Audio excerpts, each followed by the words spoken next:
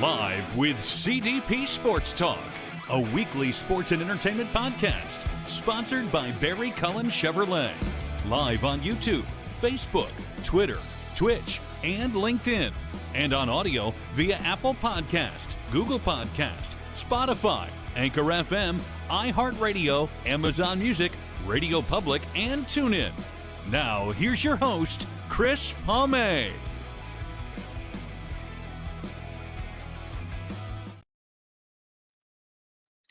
Good afternoon, everybody. Welcome to Season 6, Episode 18 of Live with CDP Sports Talk, sponsored by Barry Cullen Chevrolet, 905 Woodlawn Road West in the Guelph Auto Mall. Check out barrycullen.com for the newest selection of new and pre-owned GM vehicles, or give them a call at 519-824-0210, or email them at info@barrycullen.com as well. And as always, guys, Live with CDP Sports Talk is on weeknights at 8 p.m. Eastern on radio station WQEE 99.1 FM in Georgia.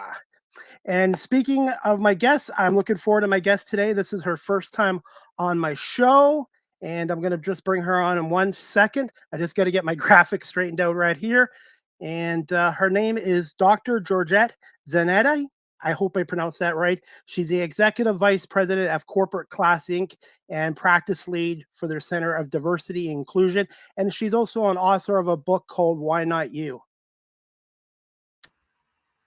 Good afternoon, Georgette. How are you? I'm good. How are you? Nice to see you. Well, thank you so much for coming on my 294th podcast episode today.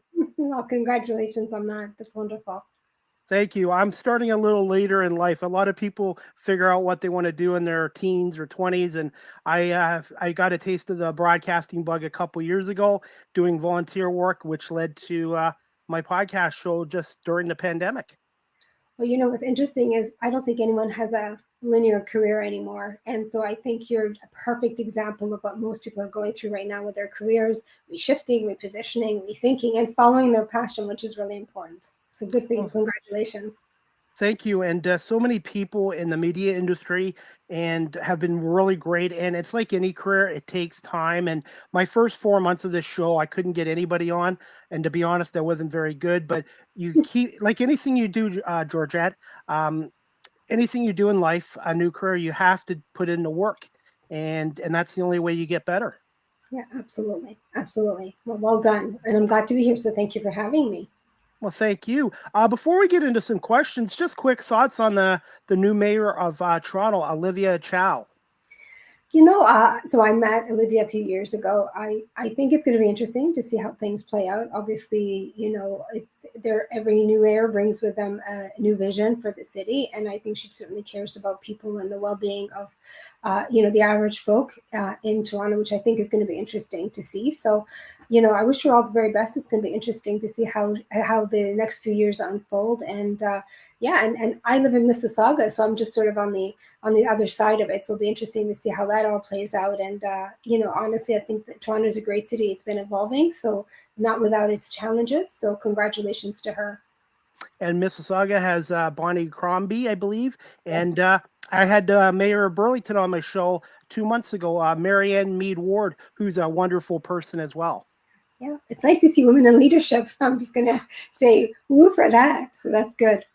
Well, yeah, I was born in 72, and I think our society has come a long way since the 70s and 80s. But what areas would you like to see more for women going forward? Look, there's a lot of areas that we can talk about, and we would need more than one show for it. But I think for women specifically, you know, it'd be nice to see them represented in sectors that we don't see too many. You know, in technology, it'd be great to see more. The mining industry, we'd like to see more. There's like ample room for women to be in other areas. So I think that would be great. But what is nice is we are seeing some progress. Obviously, there's still a huge pay gap depending where you're looking. If you look at, and on the world stage, it's a bit different. But obviously in North America, we're doing a bit better. Excuse me. And I hope those numbers and those gaps continue to change. Certainly with COVID, we saw a huge impact on women and their careers, women exiting the workforce at significant paces.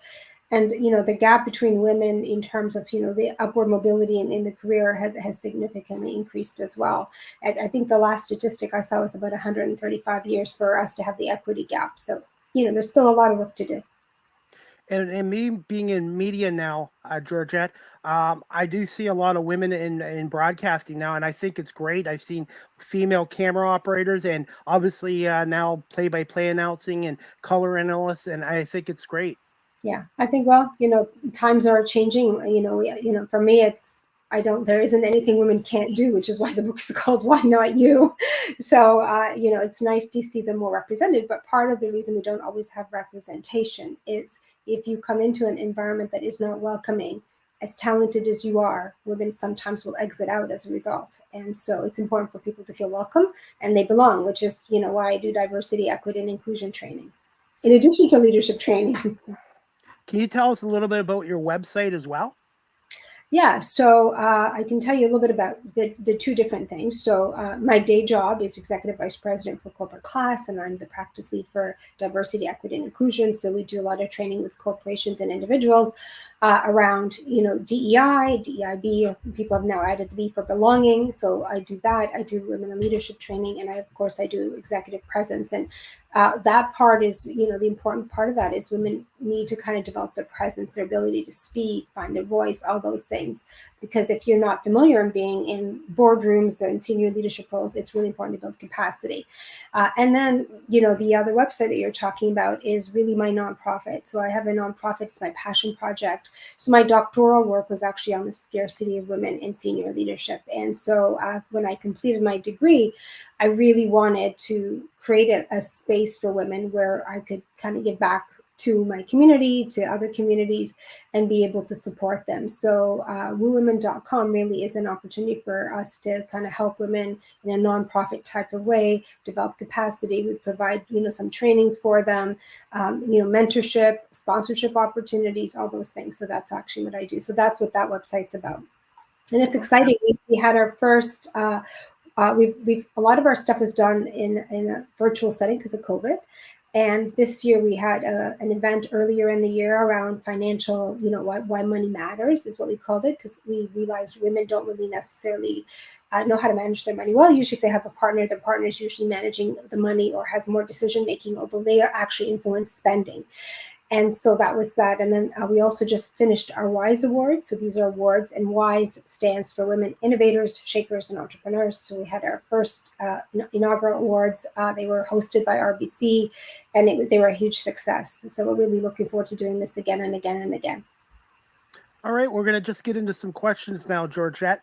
The first one I wanted to ask you is, can you just tell my audience here in Guelph, which isn't far from Mississauga or Toronto, just a little bit about yourself, and when did you make your career switch, and what challenges did you find when you were doing your career change? Yeah, so it's interesting, so I'm an immigrant to Canada. I grew up in Oshawa, and then I went to the University of Toronto thinking I'd go into law school, but other things kind of happened in life and I didn't do that. And I'm glad, because I don't think that would have been the right fit for my personality. And I worked about 30 years at the university. And then during that time, I went to school. I upgraded my education. So I have an MBA in marketing and strategic HR. And my dissertation was on something called Stragility, the strategic ability to be agile or not. And then I kind of continued that learning. I have a certificate from Harvard on leading strategic change initiatives. And then I really had wanted to kind of do a doctorate. And it was sort of hard to find someone who would sort of take me on. And I found a great professor from Rotman, Willie Tajazi, who said, I think you'd be great for this program we have. So I had to do another master's in science. And my focus was on quantitative and qualitative research. And then I did the doctoral work. And so that kind of, when I finished, my joke is always, my husband said, are we going to put this $100,000 degree on the wall, or are you going to do something with it? And so it was sort of time to kind of rethink what it is that I wanted to know. And there was a lot of other factors that kind of created this opportunity for a pivot.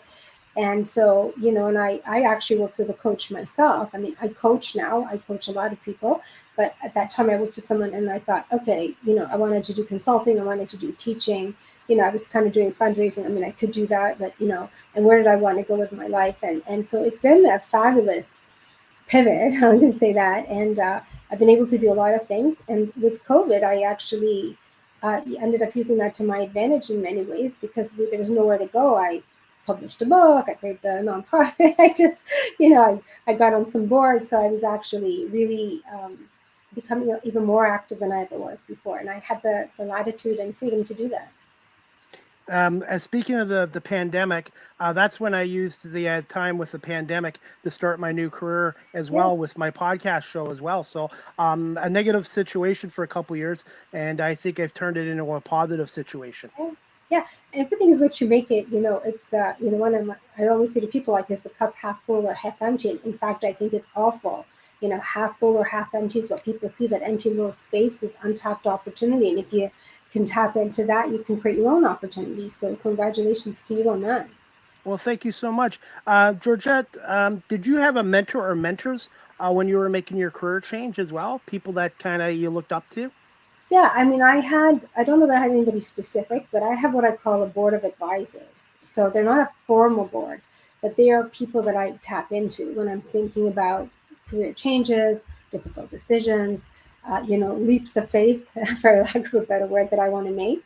And so I will often contact these folks. And, I tell people we should all have a board of advisors. So they're your friends, but they're not necessarily your best friends ever. And the reason I say that, Chris, is, your good friends are always going to tell you how great you are, what you're going to do. Yeah, you're going to be fabulous, going to be fabulous. Why not? But this group is going to be a bit more about, are you doing the right decision? Is this going to limit your career? Where would this be and where would you be in 3 to 5 years, really? And so I've always had a group like that I've kind of, bounced ideas off. And I think it's really kind of helped me stay the course and look at opportunities differently. How important is it having a good support system at home as well? So for me, it's been crucial. So I've got 3 kids and a partner. And it's been very important for me as my career has taken off. Like when I was doing my MBA, I mean, I was working full time and it was a full-time MBA. And so it was kind of insane. Like I literally would, come home and then do schoolwork and barely get any sleep. And so, it's good to have a partner that can kind of carry some of that weight a little bit with you. And of course, I have kids who are, help out as well. So it's been very important, I think, to my success and to the trajectory of where my career has gone. As for the coaching aspect, what do you like about the coaching aspect the most? Oh, I like a lot of things about it. I mean, I like the fact that I can help people move, on the dial and see their growth. I mean, to me, that's probably the most rewarding. So, I've been coaching a whole number of different people. It's always interesting to see where they start, their aha moments that happen through the coaching, their ability to kind of see things a little differently. Sometimes, take risks that they may not have taken as a result of some of the conversations and the support that we provide.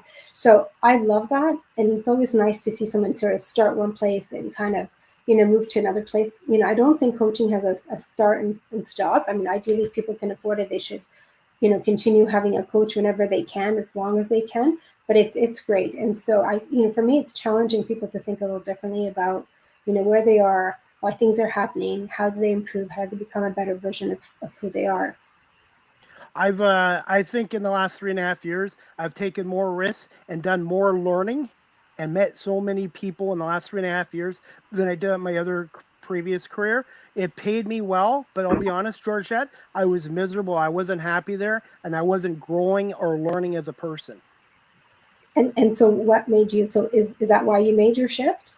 Yes, and I think I'm more prepared now for media than I would have been in my 20s, because when I was younger, I was shy. I hated public speaking. I avoided it. And now in my other career, I will give them credit. In my other career, I had to deal with a lot of people, different backgrounds, working in a racetrack casino environment. And I think in a way that kind of helped me prepare for this. Yeah, and probably, and also, you mentioned to me earlier, this is something you're really passionate about, that you like doing. So I think if you're in a space that you love, and if you can kind of capitalize on that as well, then you're going to shine. right? So, I've always probably informally mentored or coached people that I worked with. And so now for me, this is a space that I really enjoy working with. It's really wonderful to see the success that people can have. So I love that. And so I think for you, it's probably similar. Like you're in a space that you're actually feeling like you're thriving. And sometimes the rewards are there financially. Maybe they're not there as much as somebody wants them to be. But I think it's if you're kind of feeling fulfilled, then that actually helps take you to the next level. Yeah, a lot of people are like, you're putting in a lot of work, but you just mentioned the word passion. When you're doing something that you have a passion for, it doesn't feel like work at all. Yeah. And then look, everything requires effort. I mean, everything. So if you're going to succeed, if you're getting up and you're doing the bare minimum, people will say, people are coming back to work. And I say, but are people really coming back to actually work? If you're forcing people to come back to work, they don't want to come back to work. They're not going to really work for you. They're going to be there physically, but they're not. Their connection to the organization and their ability to give it, 100% is not going to be there, right? So, when you're passionate about something, there's alignment with your purpose and your mission and your goals. Absolutely, it's going to be fun and you're going to enjoy it, and you can see it. I think you can see it on people when you meet them, like the people that are actually genuinely excited about what they do every single day. Absolutely. And that's what I'm like with this podcast show. Anybody I have come on this show, no matter what, I love having coming on, because one thing about this show, Georgette, is the storytelling aspect.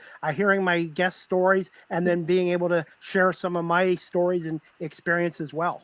Yeah. And I bet you there's a lot of similarities when you start having conversations with people where there's, people have shared experiences. One of the things that we do, when we do training is we talk about what we call a leadership journey map. And, and I say to people, it's always interesting because, sometimes you graduate from school or whatever, and then you might get your first job, and then maybe you had a good manager, you didn't. And there's sort of these ebbs and flows, right? And then you can think of the down part as like that, like the most horrible time in your career. But in fact, that is probably when you made decisions, pivots, things that actually took you back up to the, to the peak, to another peak. So, never think of something as the worst thing ever, because in fact, it could be the opportunity to stop, pause, think, reframe, and rethink your opportunities. And then kind of grow from there, rather than saying, the world has just ended, like if you lost a job or, whatever. I was speaking to a friend of mine recently where that had happened to somebody close to her, and it really impacted, their psyche. But at the same time, there are people who, if you sit there and think, well, this may be an opportunity for me to rethink what it is that I want to do with my life, then it could take you a whole other direction. To be honest, I will mention this. I was let go from my other job, and you know what? I wasn't upset about it as much because, to be honest, I was there for over 2 decades, and I did take a lot of positive experience out of there.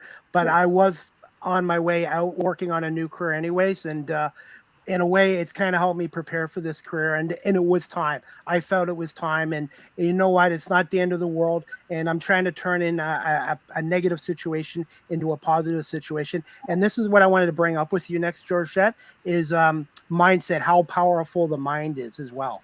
Oh, absolutely. I mean, so, one of the things I talk about a lot as well is Carol Dweck's work, which is, a growth mindset versus a fixed mindset. So if you have a growth mindset, when challenges come your way, you're often, if someone with a growth mindset says, okay, they see opportunities, they don't see setbacks, they don't see, the negatives. I mean, there are some, not to say you're not realistic, but what you do is you sort of pause and think about the opportunities of how are you going to, kind of make the most out of something that's come your way, or rethink a problem. And if you have a much more closed mindset, a fixed mindset, then, then the world has come to an end.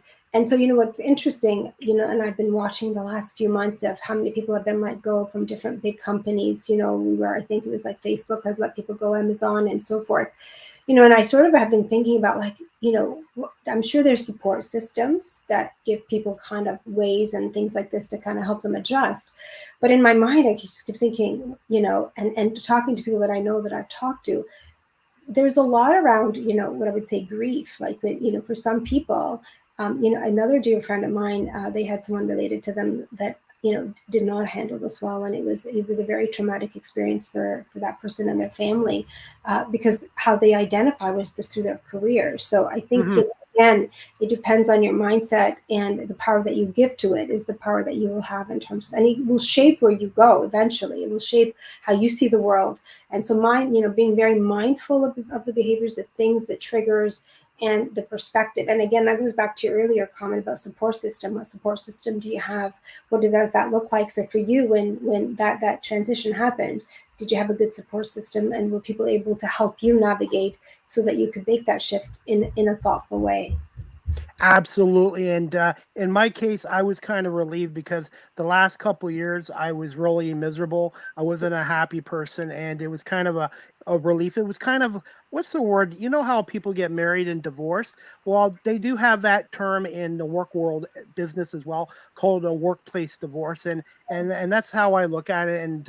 And now I'm free to concentrate on a new career. And the University of Guelph, Rogers TV, and I've had a lot of opportunities with professional sports teams that I never thought I would. And just believing in myself, other people believe in you. And that's the thing, that's the key in a new career. If you don't believe in what you're doing, nobody else will. Yeah, absolutely. And in many ways, it speaks to developing your brand and who you are, and being able to come across that way authentically, right? Absolutely. And also too, I've had a lot of support, but I've had some negative people, skeptics, but I'm just trying to block the noise out and focus on the positives and to keep improving and learning every day. Yeah. Look, there's always going to be people that are going to be negative, right? No one's going to think you're perfect 100% of the time. So, if part of it is being able to say, like, you've got your support system. If you've got your advisory board, who's like this arm's length group that can provide you with advice, there's going to be always negative chatter, and you can let that impact you where you want to go, and get into your psyche and your mindset and how you feel about yourself. Where you could say, look, I'm on a course. There's some things that I'm doing. I'm achieving certain goals that I wanted to achieve in my life. I'm seeing progress. And so, if I let all of that in my career, get in the way, I wouldn't be where I am today. So, you're not going to make everybody happy, and that's okay. 100%. And also too, the word I wanted to use is patient. Anytime you're working on a new career, it takes time to build things. You're not just going to do it in one day or one week. It takes time and a lot of hard work and effort as well. And I'm going to say strategy, right? So you have to have a strategy in place. In many ways, right? What is your strategy? So often when I work with people, they say, I really want to do this. And they go, okay, great. How are we going to do that? What does that look like? What does your work back schedule look like? What are the milestones you want to achieve? How are you planning on achieving them? And so if you don't kind of think that through and map it out, they're just ideas, right? It's a to-do list that doesn't get done. 100%. And that's great advice. And now I'd like to ask you, Georgette, can you just tell us about being a strong advocate for leadership and inclusion with organizations? Yeah. So, there's a little bit of both. I mean, part of that is kind of what I do in my day job in terms of, helping when I go in and helping companies, whether it's developing their DEI strategy, their diversity inclusion strategy, or rethinking their leadership and how to become a more inclusive leader. And sometimes I do that through training. Sometimes we do that with strategic planning for them. Sometimes we do that with coaching. And of course, I sit on a lot of boards outside of that where, that for me is very important. So whenever I'm on a board, and, I'm on a few, one of the things that I always kind of push for is how are we inclusive? How are we ensuring voices are heard? Are we providing, workshops or whatever it is that the board is doing? What is our mandate? How are we ensuring that, in leadership and inclusion is there? How are we ensuring that there's equity in place for, not just women, but marginalized groups as our representing the community we serve? And so, I've seen changes on the boards that I sit on, and I'm very proud of that. I'm not the only person doing that, but I'm definitely a vocal person doing that. And I think it's important. My own board for Women Helping Empower Women is quite diverse. And I'm friends with the women, but I certainly, when I started the board, I didn't know any of them really well. And that was intentional, because I did not want a board of my buddies and my girlfriends that would say, you know, Georgette, whatever you want, do whatever you. No, I wanted accountability. And so, and I also wanted women from different sectors that could bring different perspectives. So, you know, when we originally had, you know, we had someone who worked in the film industry, like she does that film festival. You know, we have doctors, we've had lawyers, we have, you know, professors and academics. We have all sorts of different people on the board for that perspective and that purpose. And so not just for the different insights, but also the networks that they have and how they can support the membership within our organization. Well said. And also too, in any job, you're never going to find a perfect job or a perfect company. But what is just as important as doing the job itself is the environment. Because if you have a toxic work environment, it can just make everybody miserable, and people won't be as productive as well. Yeah, 100%. Yeah. And so, you know, that's what we talk about, you know, organizational culture. And so, you know, sometimes that's led from the top, sometimes it's from other ways. But then how do you, you know, allow people and educate people and leading from within, you know, leading with humility, leading with an inclusive lens? What does that actually look like? And then, you know, and then women supporting other women, that's really important. So sometimes you see that, sometimes you don't. You know, it's sort of the area of my research where it's not as prevalent as you might think, which is another reason I created the nonprofit, because I was finding that my own lived experience, you know, women were nice, but they weren't necessarily the women that supported each other, and they should have, right? So that, you know, not that, and then actually there's recent research that was done that shows that, you know, men are also, and I mean, some women are supportive. I mean, that is getting better, but historically, and, you know, not all men support women in their advancement either. So it's really important to have allies in the workplace and champions in the workplace, you know, and people who are going to sponsor you and help you move up to the next level. So, you know, you were talking about yourself and the opportunities, but part of that may be that you've got people who think you're fantastic and want to move you to the next level, right? And that leads to my next question. I was going to ask you later, but I think I wanted to ask you now, Georgette. Can you just tell us about being the founder of, I guess, Women Helping Empowered Women, and how did the process go about publishing your own book? And what was it? What were some of the challenges of writing a book and the time frame of it as well? Oh my gosh. Okay. So it's a funny little story. So I started Women Helping Empower Women when I left my last job, and I really wanted to do something to give back. And of course, based on my research, I just finished my doctorate in 2019. I thought, man, like I really want to do something, because my research was actually, when I did quantitative work, which is looking at 10,000 graduates from the same institution, academic institution, over 26 sectors across Canada over a 50-year period. So there was like tons of data. And that generally just basically showed that there's a gap between men and women, despite the fact that women have been in the workforce, you know, for the last 25 years at a, you know, going in there at a faster pace than men.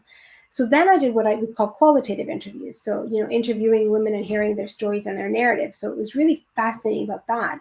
Was, you know, interesting. It, like, the women would talk about taking risks. They would talk about the importance of the partner that they had. They talked about, you know, how they broke certain barriers. So that was really like for me. So I thought, okay, I'm going to create this nonprofit, and then I'm going to do what I can. And then of course that was early in 2020, and then COVID happened. So I built the board, and then we offered a bunch of different things in the last 2 years, all on, you know, on like through Zoom and things like that. But now that we've opened up, we've, you know, started having things in person, and that's allowed us to really grow and also grow the number of people we have, you know, in our membership, which is significant now, which is great. And then, you know, the first book. So I have actually version number 2 now, called Why Not You? The Power of One, the Power of Us. But the book, I actually got an opportunity to teach at Western, and Professor Donna Katsopoulos gave me her course, which was absolutely brilliant, beautifully laid out. And as I looked at it, I thought, you know what, this is very similar to the chapters in my thesis. And so then I thought, I wonder if I could create a book, and then 100% of the money from that book would support the nonprofit. So I did a digital version the first time, and it was an opportunity for us. It was very interactive. It was an interactive, you know, textbook almost. And then it was an opportunity for me to test out the material and see if anybody liked it. And the students actually found it really useful. So then kind of tweaked it for version 2, and then we had the hard copy. So we did a second version that was electronic and a hard copy. That got sold out. It's right there. Version 1 is right there. It was sold out. So then we redid version 2, this one, a little smaller so it can fit in your purse. And it's called The Power of One, The Power of Us. And it's actually based, some sections are very similar, some sections are new. And it's based on the TEDx talk that I just gave at Western, basically with that title, The Power of One, The Power of Us, and why it matters. How was it finding a publisher for your book? Was it relatively simple, or did you have to go through a number of things for that? Yeah, so what's interesting is both books were published, like self-published with a printing company. And I'm actually speaking to somebody now about wanting to potentially create a book, but with a publisher. So I think that those two actually the two prints of this book has given me the content that I need to kind of go to that next level. So it's been great. The book has been sponsored, which is really wonderful. So 100% of the proceeds of both books go back into women helping empower women. How satisfying is that? Very, actually. When the first book, when I printed it, one of the board members that I had actually did a book launch, surprise book launch for me, because I kept thinking, well, I don't know who's going to show up to buy the book, and people showed up to buy the book, and it was such a lovely event. And so we didn't do a second one for this one because it's very similar, but we did kind of rebrand it a little bit, and I do hope that we continue to sell. I mean, I've already sold, my gosh, over 60 copies so far, and it literally just came out June 9th, unofficially. And this book is for men and women and everybody. Everybody. Okay. Now, I'd like you to plug your book here. For my audience who are watching this live stream or listening on audio, or even in the States in Georgia, Metro Atlanta on WQE 99.1 FM, what is the best way of purchasing your book online? Yeah, they'd have to go to our website, which is www.whewwomen.com. So it's woowomen.com. And there you can purchase the book. The reason it's there, not Amazon, is that's how we keep the price down, because it's a nonprofit. All the money goes back in. And so that is why it's on that website only and not on Amazon. And then I can ship it to you, no problem. Okay, I might end up having to look at getting your book because, like I said, any stories that can help me or other people, I like to support people as well. Well, thank you. And we appreciate the support. As I said, 100% of every book sale goes back, because the book was sponsored in printing. It goes right back into our nonprofit. So it's exciting. So thank you for that. You're welcome. Are you okay for a couple more questions, Georgette? Yeah, Georgette. Sorry, I said that. I said my coworker's former name, so I apologize. Georgette. Okay. Me bad. Me bad. Okay, thank you so much. I wanted to ask you about this one as well. I was reading up on you a little bit on your bio. What were your thoughts on being a contributor and a thought leader with Forbes on the issues of leadership, inclusion, and business? Yeah, so I really enjoyed writing those because, to be honest with you, I think the first time I wrote something and it got accepted, I was jumping up and down. And part of it, I think one of the first articles I wrote was about what I call the 5 Ps, right? People, purpose, planet, profit, and pivot. And it was during the COVID period. And so we often talk about organizations and how they need to lead, but we're often thinking about, the business, right? So the profits at the end of the day. And but the reality is you can't get profits without people, and you can't, and most people, especially millennials, if you don't have purpose, they're not going to come to a company that is just about the bottom line. Some might, but most people want to work for a company that has that.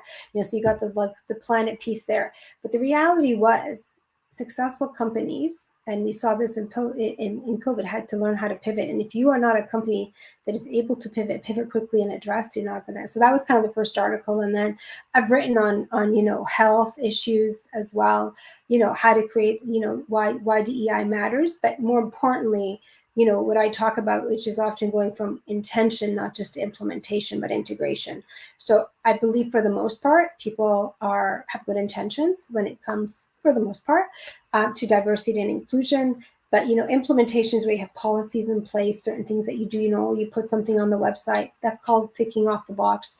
Integration is where you have the culture shift in an organization, where you change people's minds, their behaviors. That takes a lot more work, and it's kind of the longer view on how we do all of that. And one thing I've noticed too, Georgette, in the last couple of years, of how many employment lawyers are out there. It just seems like not just in Canada, but in the States and around the world. And they're saying now most people don't stay at a job more than 2 to 3 years. And I was brought up from the old school that you stay at a job for most of your life, and things are changing in that industry.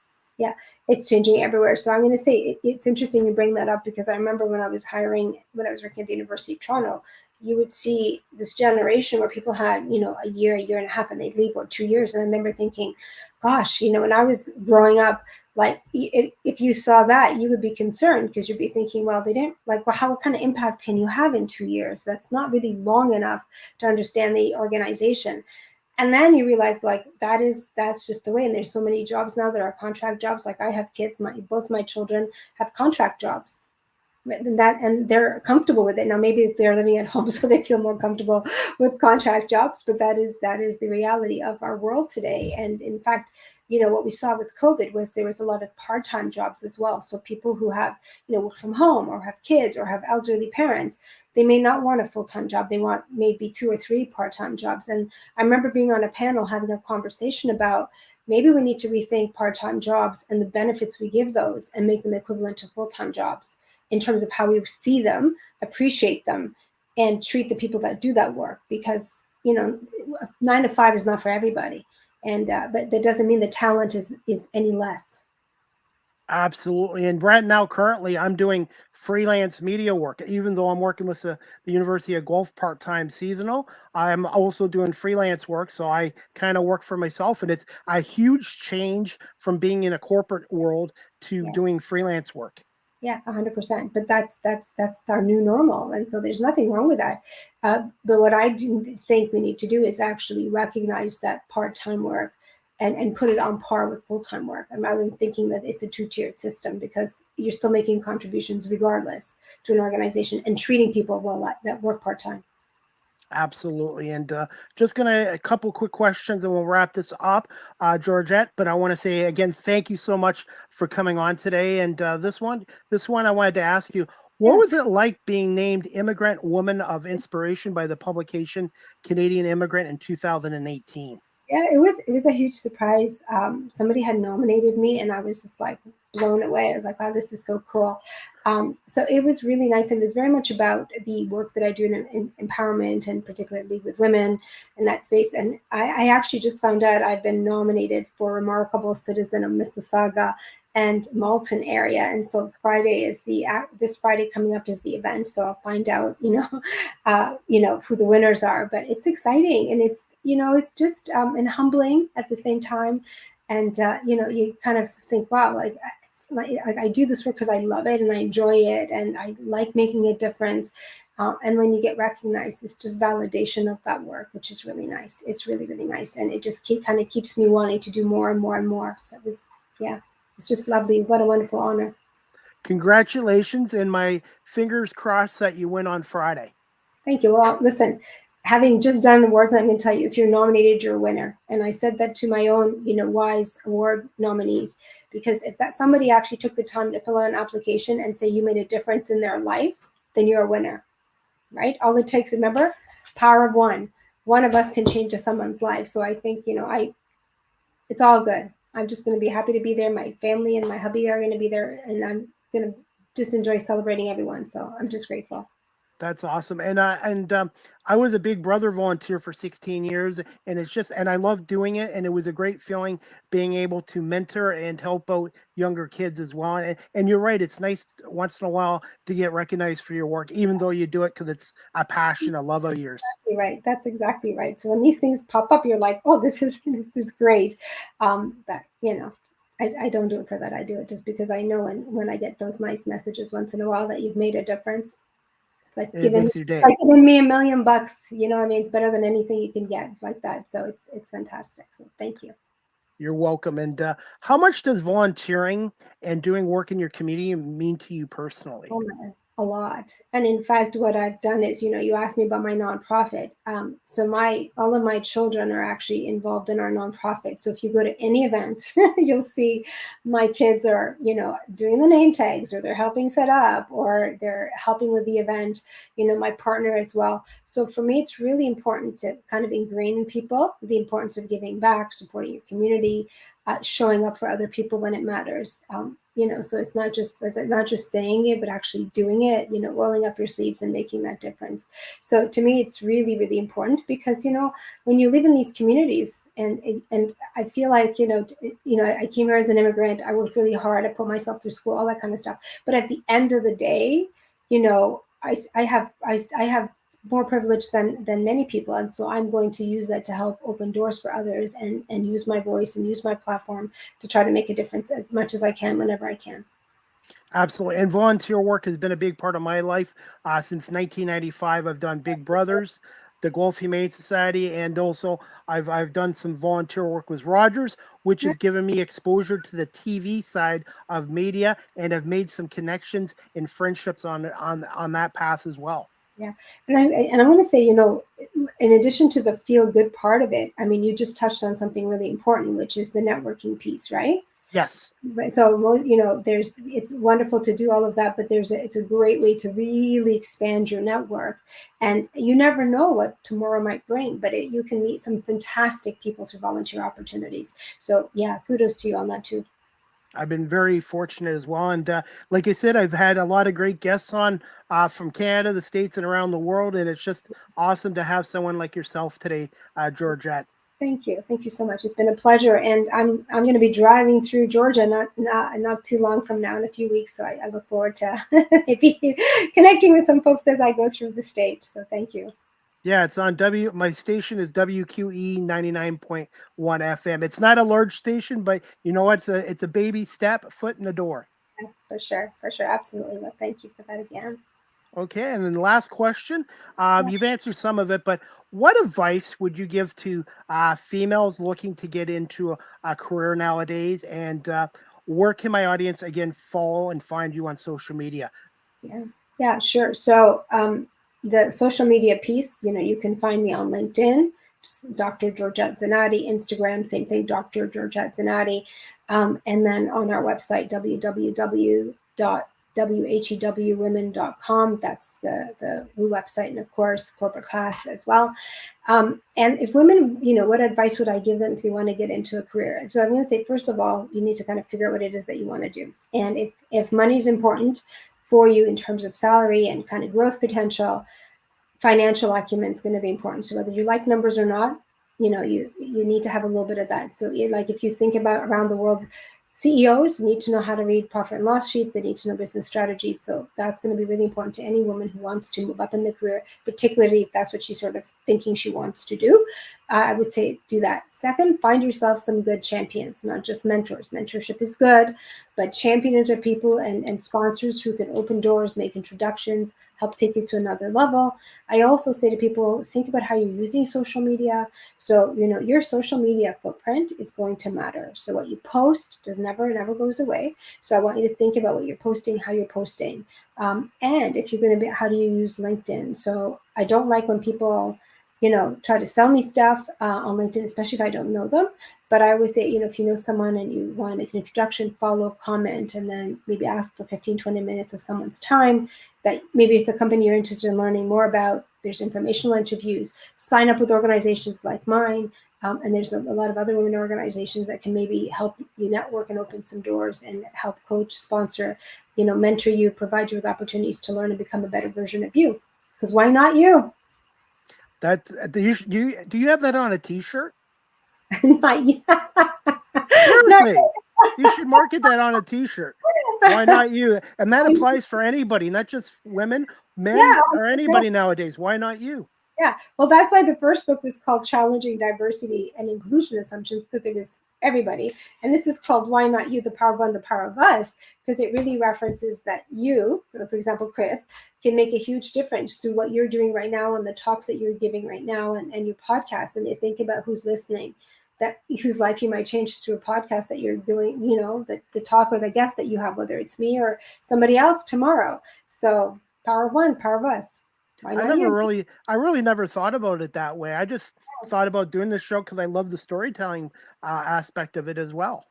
Well, I want you to think about every time you're telling a story, who's listening and whose life you might impact in a positive way as a result of what you do on a daily basis, right?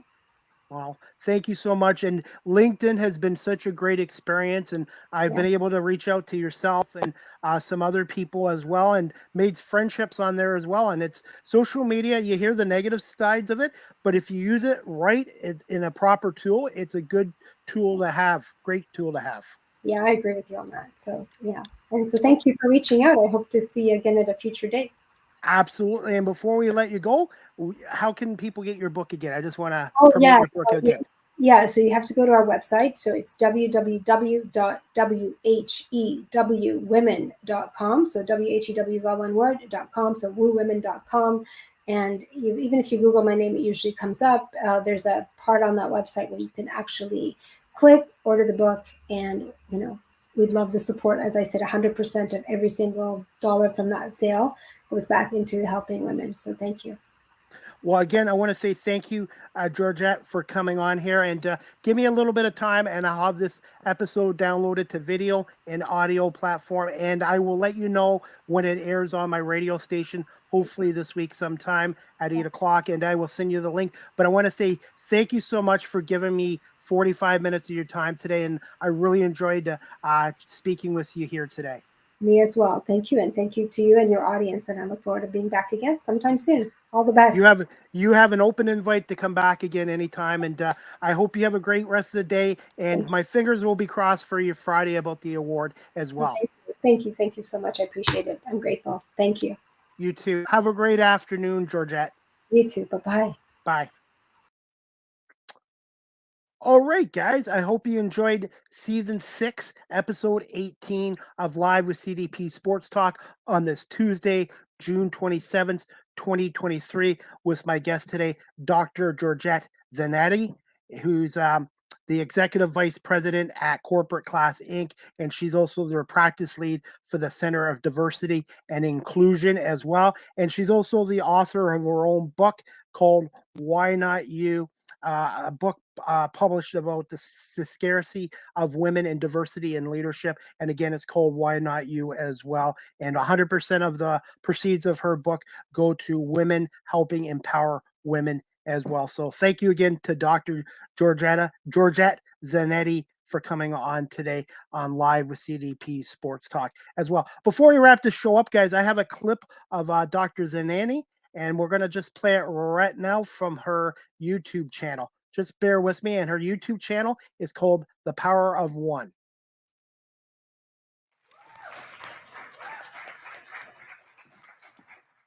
Imagine having the power to change someone's life through a single act.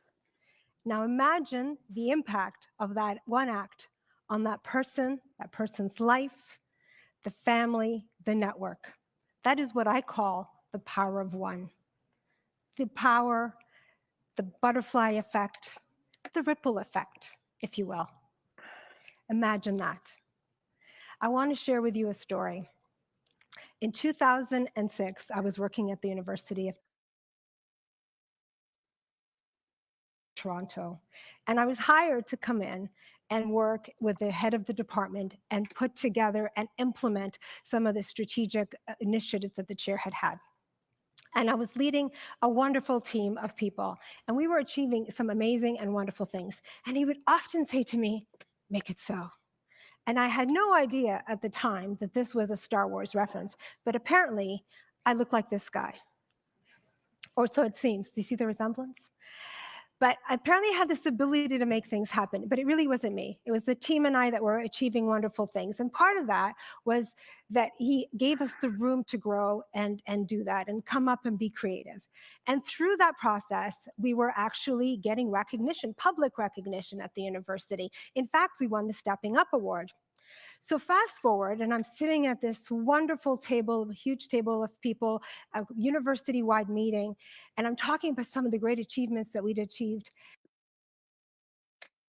And the head of HR for one of the largest faculties pulls me aside at the end of the meeting and he says, "Georgette, how are you managing to get all of this stuff done?" I said, "Well, to be honest with you, at the end of the day, when I get home, put the little kids to bed, I'd flip open the computer and I was actually doing a lot of overtime."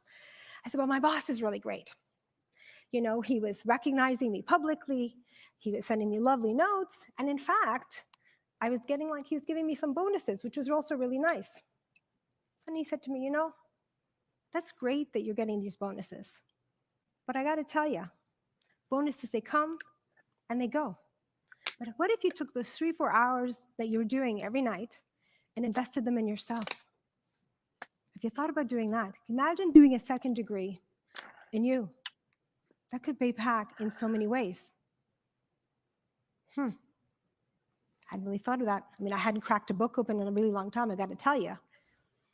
So went home that night, started thinking about it. A few days later, I get an email from him. So sorry if I overstepped, didn't mean to offend you. I went, God, dude, did not do that. You lit a light bulb. I had actually started thinking about going back to school for the first time in a really long time. And I was trying to think about what degree would be good for me that would actually take my career to a whole new level. As you can imagine, after doing some research, I decided to do an MBA, which then led to a conversation with my partner/husband about what that would mean for us. So that led to a conversation in the backyard with him one day that went along the lines of this. So I've been thinking, I think I want to go back to school. He said, oh yeah, what does that mean? I said, that means it's going to cost this much. And he said, uh-huh. And so what does that mean? I said, that means no new car for at least a couple of years. Okay. He said, it also means no vacations for a little while. Okay. It also means you're going to have to take the kids to every swimming lesson for the next 2 years because I'm going to be working full time and I'm going to be going to school. It also means that, you know, we're not going to be seeing a lot of each other because I'm going to be working full time and studying full time.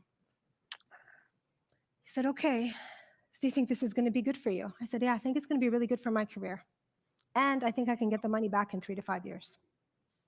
That's what I think. He said, okay, if this is what you want, okay. So I had him on board. I had my boss on board. I had a small little network of friends on board.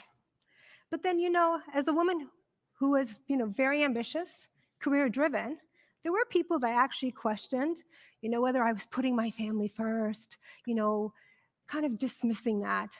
So for the record, in the midst of my dissertation during my MBA, I had a baby. So clearly I was not neglecting my husband, not putting my family first. This is my family who's here with me today. So this is my little joke. So that little flutter, that little light bulb, you know, sometimes a flutter of a butterfly can actually change the direction of your life in the most positive way. So I share that with you. But I also want to share with you something that happened to me more recently where I impacted someone's life in the most meaningful way that I don't think I realized until I learned more about the story. So in 2020, I got an email from someone through my LinkedIn, and it said this: I'm an alumna from U of T, and I operate a nonprofit. And this woman had asked if she could have a little bit of my time and send me some slides on her organization. I said, you know, I also feel as someone who was in a senior leadership role, it's very, very important that if you have the time, you should give at least 10, 15 minutes of your time to someone if you can. So I did. But I said to her, rather than looking at your slides, I'd like you to present them to me. I'm going to give you 30 minutes of my time. I'd like you to explain to me your organization. So she did. And let me tell you, it was outstanding. Fantastic. The idea was to create 100 Black startups by 2025. Fabulous. She had everything she needed. All she needed was a partner. So I said to her, you should be working with universities. Do you know anyone? She said, no, I don't. I said, well, guess what? I've been working at U of T. I have connections. Let me make some introductions. She said, do you think you can do that? I said, absolutely, be happy to. So I did. I made email introductions and I made some phone calls. So my funny story around that is I made the professional emails and then I made the phone calls where I advocated a little bit more. They said, you know, it's great to have policies on websites. It's great to have statements that we send out, but it's also more important to put our money where our mouth is. And as a result of that, Melissa is now on the front page of the Impact Report, and so is Nobellum. And I'm so proud to say that they've also raised over $350,000 this year from additional funding. But the best part of the story isn't just that. It's so wonderful to see the success. But prior to all of this, a few months after those introductions, she sent me this email. And she said, thank you for opening my eyes. Thank you for making these 2 wonderful introductions. You've changed my life. I got this email. I get goosebumps when I see it. To this day, I started to cry. It actually inspired an article that I wrote about the power of one, because those introductions changed lives for her, but they actually changed mine. They changed my life. I'm so proud to say that I'm a senior advisor to the organization. I coach some of the startups in this organization. The impact was not just for her, it was on me. It's changed my life in the most positive way possible. I cannot begin to tell you how. As some of you may know, we recently lost the Honorable David Olney. He was a tremendous, tremendous human being. I had the privilege of meeting David in 2010. When I was the executive director at the University of Toronto, David Olney was actually one of our alumni at University of Toronto, Scarborough. I decided when I was the ED that I wanted to actually have an alumni event that brought back all of the former student leaders. He was one of them. To my surprise, he showed up. So we became fast friends shortly after that. 2014, as his term was wrapping up, we had a coffee. And I said, David, what are you planning on doing now that your term is ending? He wasn't really sure. And I said, have you thought about teaching? And he showed some interest. So I had the privilege of actually making some introductions. And as a result of that, he became a senior lecturer at the University of Toronto, Scarborough. He became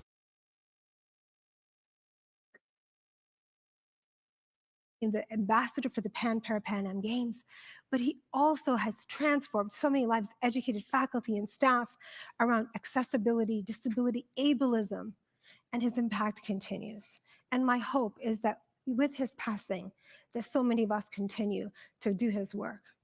What's also really tremendous is when we think about someone like David, someone who had so many challenges, the impact of this one person on so many lives and transforming the landscape and our understanding of disability has been huge. One person, the ripple effect of this person.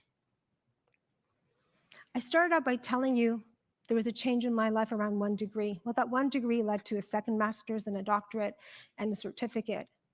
I created an organization called Women Helping Empower Women. I had the privilege, actually, as a result of my education, to be able to teach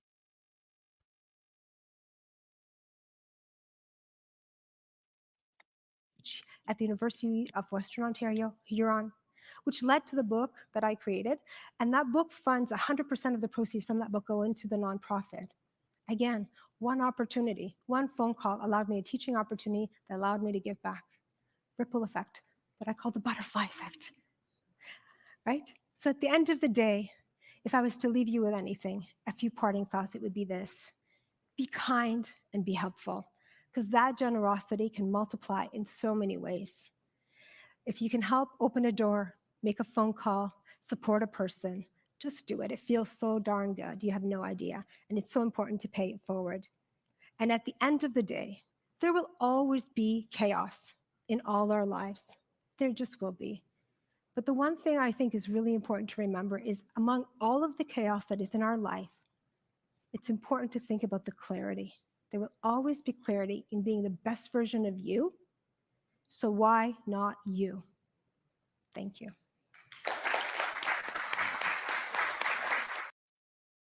That clip was courtesy of TEDx Western University's YouTube channel. And again, I want to say thank you to my guest today, Dr. Georgette Zinaty, for coming on here today as well. Guys, just to let you know, the next Live with CDP Sports Talk, sponsored by Barry Cullen Chevrolet, will be TBA, to be announced, hopefully this soon as well.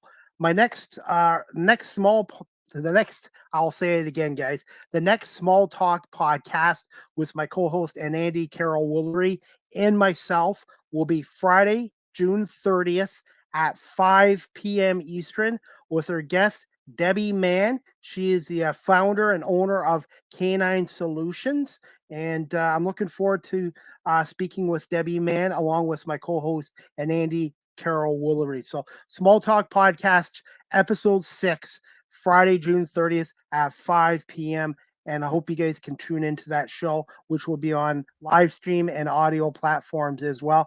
And also, guys, I will be doing some media work on Thursday, June 29th on my birthday. I'll be turning 51, thanks to Pat Mellacaro, the manager of communications and play-by-play announcer for the Buffalo Bison. So I will be doing some interviews with managers, players and with Pat as well. So I'm looking forward to that as well. And as soon as I can find out, confirm some stuff, I will announce on my social media pages when the next live with CDP Sports Talk will be. But Small Talk Podcast this Friday, June 30th at 5 p.m. And also, guys, check out my YouTube channel this week for some player and coaching interviews with the Buffalo Bisons this Thursday from Saline Field in Buffalo, New York. It's a beautiful ballpark, and check it out as well.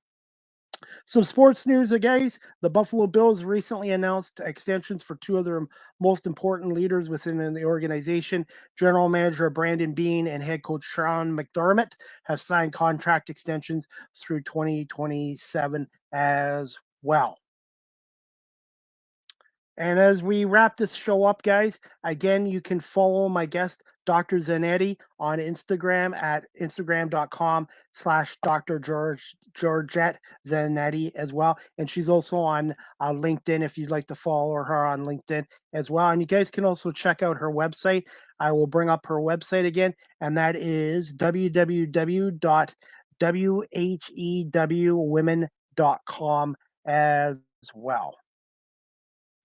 As always, live with CDP Sports Talk, a weekly sports and entertainment talk show hosted by yours truly, Chris Pame, is on weeknights at 8 p.m. Eastern on WQEE 99.1 FM, The Key, the home of Southern sports and talk, the heartbeat of Atlanta. And occasionally some of my shows will be preempted due to Columbus Hoots baseball as well. And I will, guys, check out their announcers there. They do a really great job as well. And I'm just thankful to be a part of WQEE 99.1 FM weeknights from 8 p.m. to 9 p.m. Eastern, unless there's hockey or baseball on their station as well. The website, guys, you can check it out, is WQEEFM.radio12345.com. That's again, WQEEFM.radio12345.com as well.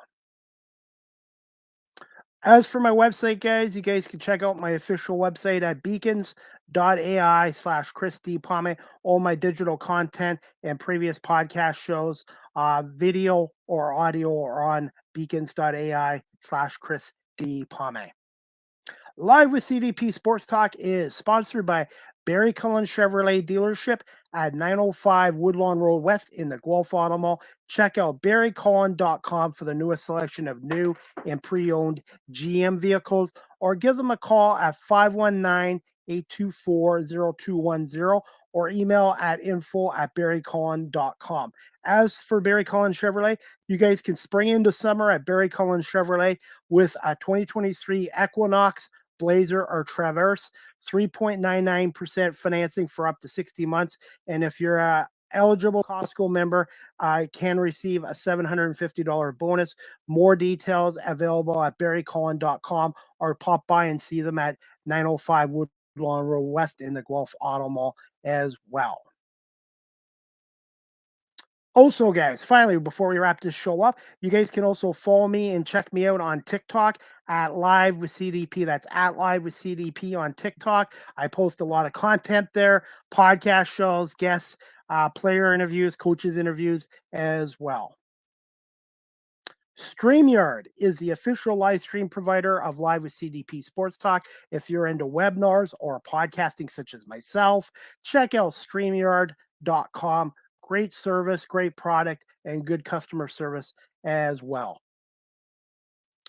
Finally, guys, Live with CDP Sports Talk podcast. The audio version is available on these platforms: iHeartRadio, Amazon Music, Google Podcasts, Spotify for podcasters, Apple Podcasts, Breaker, Pocket Casts, Radio Public, Spotify, Castbox, LinkedIn, Stitcher, and Tuned In. And again, weeknights from 8 p.m. to 9 p.m. on radio station WQEE 99.1 FM in Metro Atlanta as well. You can also email or text Live with CDP Sports Talk at cpame19@gmail.com, or text the show at 519-820-7188 as well. So that's it, guys, I'm going to wrap up my show for today. Season 6, episode 18, overall 294 episode here on this Tuesday, June 27th, 2023. Again, thank you to my guest, Dr. Georgette Zinaty, for coming on today. And I will have this show downloaded to my audio platforms as soon as possible as well. And I hope everyone has a great rest of the week. And in case I don't talk to some of you guys on Friday for season 1, episode 6 of the Small Talk podcast with my co-host Andy Carol Woolery, with her guest Debbie Mann from K9 Solutions, I want to wish everybody a happy Canada Day long weekend. And I will be turning the big 51 on Thursday, June 29th as well. And I will be down in Buffalo to cover the Buffalo Bisons game against the Worcester Red Sox, the top farm team of the Boston Red Sox. So Worcester against Buffalo Thursday night at Saline Field in downtown Buffalo. Thanks to Pat Mellicaro as well. Again, that's about it. I'm going to wrap up this show. I want to say thank you to everyone watching this live stream and on my audio platforms, and to the audience listening on WQEE 99.1 FM, which is brought to you by Barry Cullen Chevrolet here in Guelph. I hope everybody has a great rest of the day, and we'll see you Friday for season 1, episode 6 of the Small Talk podcast with Andy Carol Woolery, my co-host. Oh, by the way, before I wrap this up, guys, please check out my Twitter page tonight at Chris D. Palme on Twitter, 7 p.m. tonight. The Argo Bounce live audio show with my co-host Nick Small and I, as we do our weekly audio show on Twitter about the Toronto Argonauts and the Canadian Football League, as me and Nick will be breaking down the Argos' 43-31 win over the Edmonton Elks at Commonwealth Stadium Sunday, and preview the Argos' next game at home on Monday, July 3rd at 7 o'clock against those 3-0 British Columbia Lions, which should be the game of the week between BC and Toronto as well. So Argo Bounce live audio show tonight, 7 p.m. Eastern on Twitter Spaces under my name at Chris D. Palme as well. Looking forward to talking to some CFL and some Argonaut football with my co-host Nick Small. Again, thank you to Dr. Georgette Zinaty for coming on to watching and listening to Live with CDP Sports Talk. Have a great afternoon, everybody, and we'll see you Friday, June 30th at 5 o'clock for episode 6 of the Small Talk podcast.